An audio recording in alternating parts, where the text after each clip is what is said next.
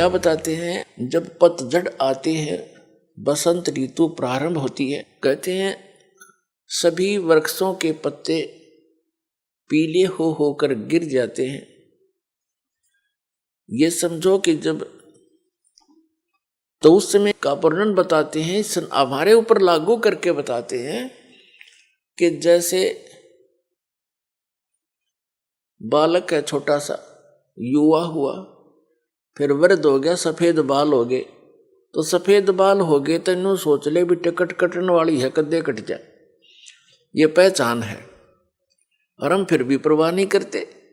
परमात्मा कहते हैं कि वो पतझड़ आवत देख के और बन रोए मन माही, ऊंची टेढ़ी पात थे वो अब पीले हो जाएं, नीचे गिर लग रहे पीले होकर।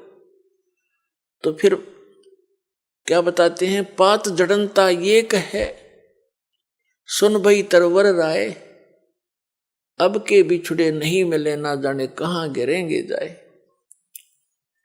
एक पत्ता टूटता हुआ मानो ये कह रहा हो कि हे तरवर राज, हे वृक्ष राजा, अब हम तेरे से बिछुड़ रहे हैं, ना जाने कहां गिरेंगे, किसी पशु के पैर के नीचे कटेंगे या गंदे नाले में पड़कर सड़ेंगे, ना जाने कहां गिरेंगे। अब तरवर जैसे वृक्ष कह रहा हो उस पत्ते को, तरवर कहता पात से सुनो पात एक बात, यहाँ की यह रीति है, एक आवत एक जात। जैसे पत्ते झड़ गए पतझड़ के दौरान, तुरंत ही छोटी छोटी कोपल फूट आती है उस वृक्ष पे, और 10 दिन 20 दिन महीने के बाद फिर वो हरा भरा हो जाता है। और जो पहले ऐसे ही फूटे थे, पत्ते बन गए थे, एक वर्ष उन्होंने फड़फड़ कर लिया, और एक टूट पीले बन होकर टूट के वो भी अब विनाश को प्राप्त हुए। ऐसे ही वो टूट कर गिरे, छोटी छोटी कलियां, फिर छोटे छोटे पत्ते फिर फूट आए, कोपल, और वो भी पत्ते बन जाएंगे, एक वर्ष के बाद वो भी ऐसे ही विनाश को प्राप्त हो जाएंगे। तो इस संसार को परमात्मा इस काल के लोक को दर्शाना चाहते हैं, यहाँ की व्यवस्था को कबीर परमेश्वर जी बताना चाहते हैं कि जैसे बच्चे का जन्म हुआ, फिर युवा हुआ, विवाह हो गया, उनके संतान होगी, छोटे फिर बच्चों के भी संतान होगी, अपनी मृत्यु निकट आ गई, पोता पोती बच्चे अपना वो कोपल फूट आई, वो बूढ़ा मर जाएगा, बच्चे जवान हो जाएंगे, फिर वो मर जाएंगे, फिर उनके जवान हो जाएंगे। तो परमात्मा यहाँ बताना चाहते हैं कि यहाँ की यह रीति है, एक आवत एक जात। अपने आत्माओं, जैसे कोई व्यक्ति सारा जीवन अपने परिवार पोषण में, मकान कोठी बनाने में लगा ही देता है सारा, जिसको ये ज्ञान नहीं, वो सारा काम में वो करे आजीवन, बस उतने में ही सीमित रहता है। ये तो सत्संग सुनने से पता लगता है कि हमारा मूल कार्य तो कुछ अन्य था। तो ये सत्संग भी बहुत पुण्यकर्मी प्राणी को ही प्राप्त होता है। तो क्या बताते हैं कि वो व्यक्ति जो अपने मकान बनाने में, बच्चों का पालन पोषण करने में और बड़ी उनके बीच में प्यार से रह रहा था, सारा जीवन लगा दिया, और फिर मृत्यु की निकट आ गई, कोई रोग हो गया, असाध्य रोग हो गया, परिवार को भी पता लग गया कि इसकी मृत्यु निश्चित है, और स्वयं को भी ज्ञान हो गया। तो फिर वो रह कर सोचता है, हे भगवान अब क्या होगा मेरा। तो अन्य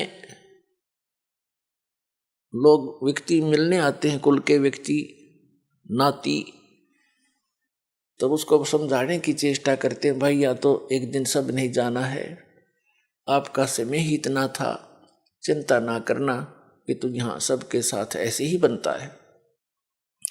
तो कहने का भाव ये है कि ऐसे ही जैसे वो पत्ता टूटता हुआ कह रहा हो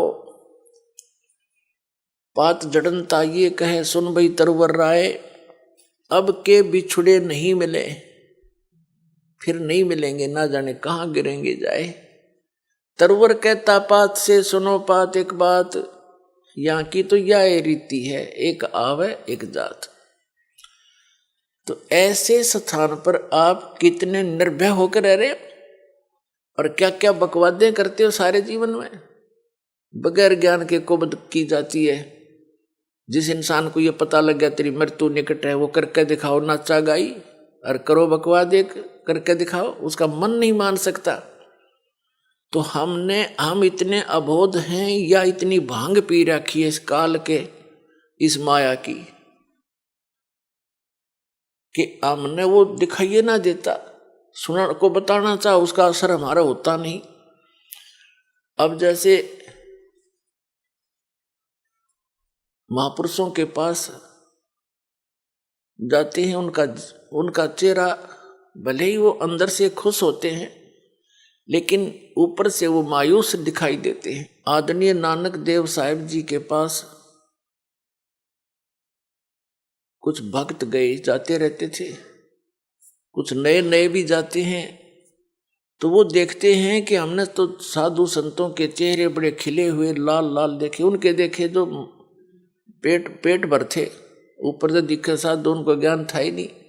अच्छे खावा काजू किस्मस मेवार पेलन डंड 2 किलो पीवे दूध इकट्ठे, उनके तो आप लाल चेहरे होंगे, वो तो काल के पशु है। और जो संत है उन्हें तो टाइम पास करना मुश्किल हो जाता है यहाँ पर, जब ज्ञान हो जाएगा। तो नए नए भक्त जाते थे, वो पूछते हैं कि महाराज जी आप हमें कभी खुश नजर नहीं आए, आप ऐसे रहते हो जैसे आपका कोई चीज गुम होगी हो, मायूस रहते हैं। तो नानक जी ने कहा कि ना जाने काल की कर डारे, और किस विध ढल जा पासावे, और जिनाते सरते मौत खुड़क दी, उन्हां केड़ा हासा। कहा करते महात्मा कि तुमने ज्ञान कौन बालको, हमें अपनी मौत दिखाई देती है।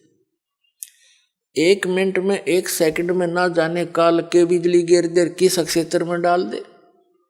सामने ठीक ठाक सोए थे, उड़ीसा में एक बार साइक्लोन आया था, ये बहुत जबरदस्त, पानी समुद्र का जल हवा के वेग से 30-40 फुट ऊंचा उठकर अरे से चल पड़ता, फुल स्पीड से 200 किलोमीटर प्रति घंटा की स्पीड से, और वो इतना प्रेशर से चलता है, जिस क्षेत्र में से गुजरता है उनके मकान मकोन सबको तहस नहस कर, और जो जितने भी उसके अंदर होते हैं सभी पानी में डूबकर मर जाते हैं, उनको कहीं इधर उधर जाने का समय नहीं मिलता। और वो सभी इसी तरह लगे हुए थे जैसे शेष बच्चे हुए लग रहे हैं, ये कर दूंगा वो कर दूंगा फलाना कर दूंगा, उस पर ऐसे कर दूंगा, ये कोठी बनाऊंगा। जो बनाना था वो प्रारंभ भी नहीं कर पाते, ये करना था जो भक्ति करो परमात्मा ने याद रखो, और समर्थ की शरण माने से ये आपदाएं भी टला करती हैं। तो क्या बताते हैं, ना जाने काल की कर डारे, किस विध ढल जा पासावे, और जिनाते सरते मौत खुड़क दी, उन्हां केड़ा हासावे। सर नमस्कार। नमस्कार सर। सर क्या नाम है आपका? रणजीत दास, भुन्ना से, जिला फतेहाबाद, हरियाणा, इंडिया जी। सर आपको क्या लाभ मिले संत रामपाल जी महाराज से नाम दीक्षा लेने के बाद?